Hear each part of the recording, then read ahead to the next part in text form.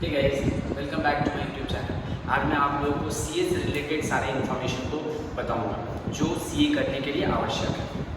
चलिए, सबसे पहले हम लोग जानते हैं कि सीए का फुल फॉर्म क्या होता है। सीए का फुल फॉर्म होता है चार्टर्ड अकाउंटेंट, और इसको आप ICAI इंस्टीट्यूट से कर सकते हो, institute of chartered accountant of India, right. आप यहाँ से सीए के लिए रजिस्ट्रेशन करवा करके अपने सीए को कंप्लीट कर सकते हैं। अभी जानते हैं एक एक करके मैंने कुछ इन्फॉर्मेशन क्वेश्चन के रूप में आप लोग के सामने रखा है जो आप लोग के डाउट्स को क्लियर करेंगे। जैसे नंबर 1, व्हाट इज सीए। सबसे पहले आपको जानना है सीए है क्या। अगर आप चार्टर्ड अकाउंटेंट बन रहे हो या बनना चाहते हो तो आपको जानना जरूरी है कि सीए है क्या। ये बेसिकली अकाउंट्स एंड टैक्स, ये दो सब्जेक्ट पे वर्क करता है। जब आप सीए बन जाते हो तो आपको ऑडिट करने का काम मिलता है, राइट। आप क्या करते हो, ऑडिट करते हो, और ये काम सिर्फ एक सीए को ही मिल सकता है। बाकी इस दुनिया में कोई ऐसा प्रोफेशन नहीं है जिसको ऑडिट करने का रिस्पॉन्सिबिलिटी नहीं है। ये सिर्फ एक सीए ही कर सकता है, राइट। अब आपके ऊपर ये डिपेंड करता है कि आप किसी कंपनी का होकर के करना चाहते हो या खुद का फॉर्म खोल करके कर सकते हो। ये आपका चॉइसेस रहता है। आप जो लगे, आपको लगे कि आप किसी कंपनी में काम करना चाहते हो तो कंपनी में काम करके आप ये काम को ऑडिट को कर सकते हो, या खुद अपना फॉर्म खोल करके आप ऑडिट को कर सकते हो, राइट। लेकिन दुनिया में सिर्फ एक ऐसा प्रोफेशन सीए ही है जिसको ये ऑडिट का काम मिलता है। कंपनी के ऑडिट के लिए आप जाते हो सीए बनने के बाद, सीए डिग्री लेने के बाद। तो आप उम्मीद करता हूँ सीए क्या है ये आप लोगों को समझ में आ गया होगा। अभी आता हूँ मैं 2 number, who is eligible for CA. Basically class 12 जो पास हो जाते हैं, जो स्टूडेंट क्लास 12 पास होते हैं वो सीए कर सकते हैं, राइट। अब इसमें डिफरेंसेस क्या होगा। अगर आप क्लास 12 के बाद सीए करते हो तो आपको 3 लेवल से होकर के गुजरना होगा, फाउंडेशन, इंटर और फाइनल। लेकिन अगर ग्रेजुएशन के बाद सीए करते हो तो आपको फाउंडेशन देने की जरूरत नहीं होती है। बट अगर आपका क्वेश्चन ये है कि कौन सीए कर सकता है तो 12 के बाद आप इजीली सीए कर सकते हो। अब आते हैं question number 3, minimum percentage required for CA. कोई परसेंटेज की जरूरत नहीं होती, मिनिमम 5% की जरूरत होती है। आप सिर्फ 12 पास होने चाहिए। अगर आप सिर्फ 12 पास हो तो आप सीए आसानी से, सीए के लिए रजिस्ट्रेशन आसानी से करवा सकते हो। अब आते हैं मैथ्स वर्सेस नॉन मैथ्स। बहुत सारे स्टूडेंट्स के ये डाउट होता है कि मैथ्स इसके लिए जरूरी होता है या नहीं। ऑब्वियसली आप सीए कर रहे हो तो मैथ्स का जरूरत होगा, लेकिन बहुत ज़्यादा मैथ्स की जरूरत होती नहीं है। बेसिक नॉलेज में अगर आपको मैथ्स का है, खास करके जो मैथ्स आपने 10 लेवल में पढ़ा है, अगर वो भी मैथ्स का नॉलेज है आपके पास तो आप इजीली जो है सीए के लिए रजिस्ट्रेशन करवा सकते हैं और सीए के लिए आगे बढ़ सकते हैं। अब आ जाते हैं क्वेश्चन नंबर 5 का डिफिकल्टी लेवल। ये इस बात का हमेशा याद रखिएगा, बहुत लोग ऐसे बोलते हैं कि सीए बड़ा आसानी से निकल जाता है, लेकिन सीए करने के लिए आपको पढ़ना बहुत ज़रूरी है, बहुत मेहनत करना ज़रूरी है। सीए बहुत आसान नहीं है। अगर आप इसको मेहनत करके नहीं करते हो तो फिर सीए निकालना बहुत सारा डिफिकल्ट हो जाता है। हम लोग ऐसे जानते हैं कि इसका पासिंग परसेंटेज जो है बहुत कम होता है। तो इसका डिफिकल्टीज लेवल है, आपको बहुत मेहनत करना पड़ेगा, तब जाकर के आप सीए को क्लियर कर सकते हो। अब आते हैं क्वेश्चन नंबर 6 में, टाइम पीरियड ऑफ कोर्स। जी हाँ, ये सबसे इंपॉर्टेंट क्वेश्चन है, बहुत वैलिड क्वेश्चन। मिनिमम अगर आप एक अटेम्प्ट में अगर आप पास करते हो तो 4.5 ईयर्स आपके लग जाते हैं, 4.5 साल कम से कम सीए को कंप्लीट करने में लग जाते हैं अगर आप एक अटेम्प्ट में पास करते हो तो। और नहीं तो अगर मान लीजिए एक बार अगर आप फेल भी हो जाते हो तो फिर आप 6 साल पकड़ लीजिए, 6 ईयर्स पकड़ लीजिए। ये आपको 6 साल, 4.5 साल से 6 साल के आसपास में आपको सीए कंप्लीट करने में टाइम लगेगा। अब आ जाते हैं आफ्टर 12 और ग्रेजुएशन। मैंने जैसे आपको पहले डिफरेंसेस बता दिया है, 12 करने पे क्या होगा, ग्रेजुएशन करने पे क्या होगा। लेकिन मेरा ये सजेशन है, पर्सनल एडवाइस है कि अगर आप 12 के पास जाते हो तो थोड़ा समय बचा पाओगे और सीए को जल्दी कंप्लीट कर पाओगे।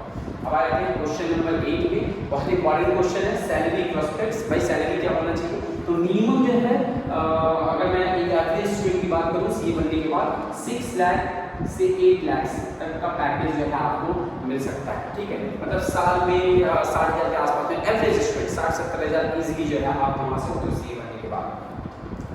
अब आ जाते हैं क्वेश्चन नंबर 9 में, लेवल ऑफ सीए क्या है। लेवल ऑफ सीए मैंने ऑलरेडी बता रखा है, 3 लेवल होंगे, फाउंडेशन, इंटर और फाइनल। अच्छा से समझिएगा, फाउंडेशन लेवल जब आप करने जाओगे तो आपको 4 सब्जेक्ट्स मिलेंगे, सारे सब्जेक्ट्स जो है 100 मार्क्स होंगे, 400 मार्क्स के टोटल आपको फाउंडेशन देने पड़ेंगे।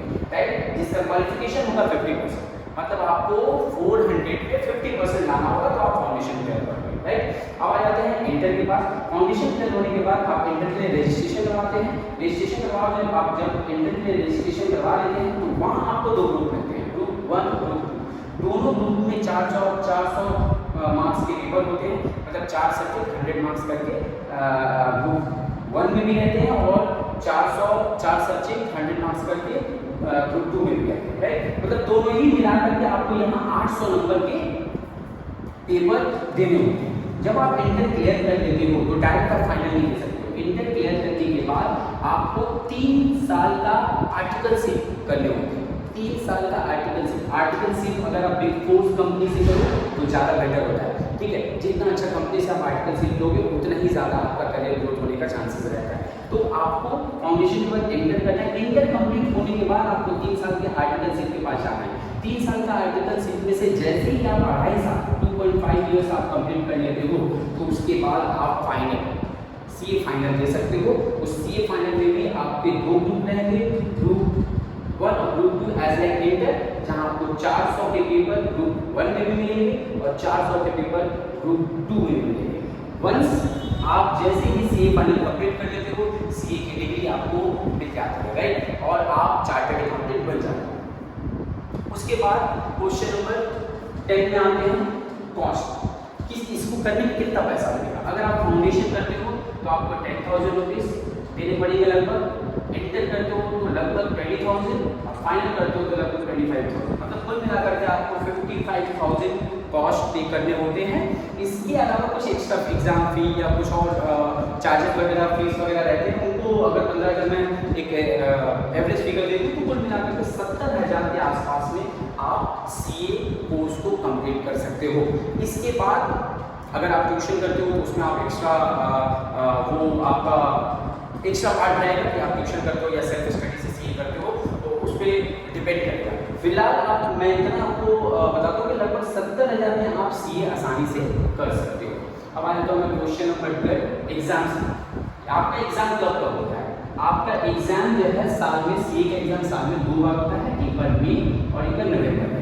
अगर आप जनवरी से मार्च के बीच में रजिस्ट्रेशन करवाते हैं, सपोज आपने सीए स्टार्ट करना है, आपको फाउंडेशन लेना है, तो अगर आप जनवरी से मार्च के बीच में रजिस्ट्रेशन करवाते हो तो आप मई में एग्जाम दे पाओगे, और अगर मार्च के बाद रजिस्ट्रेशन करवाओगे तो आपको नवंबर में एग्जाम देने होंगे। मतलब कुल मिलाकर के आपको साल में चाहे फाउंडेशन हो, इंटर हो और फाइनल, ये तीनों एग्जाम देने के लिए आपको साल में 2 बार ही टाइम मिलेंगे, मई और नवंबर, क्योंकि सीए का एग्जाम 2 बार होता है, मई और नवंबर। मैं अगर डिफरेंसेस को बोलूँ तो फाउंडेशन से इंटर के बीच का जो डिफरेंसेस होगा, मतलब फाउंडेशन क्लियर करने के बाद जो टाइम गैप होगा वो time gap near about 9 month का होगा, कि आप फाउंडेशन देने के बाद 9 मंथ बाद जो है आप सीए इंटर का एग्जाम दे सकोगे, राइट। लेकिन एग्जाम जो है मई और नवंबर में ही होगा, सीए का एग्जाम साल में 2 बार होता है।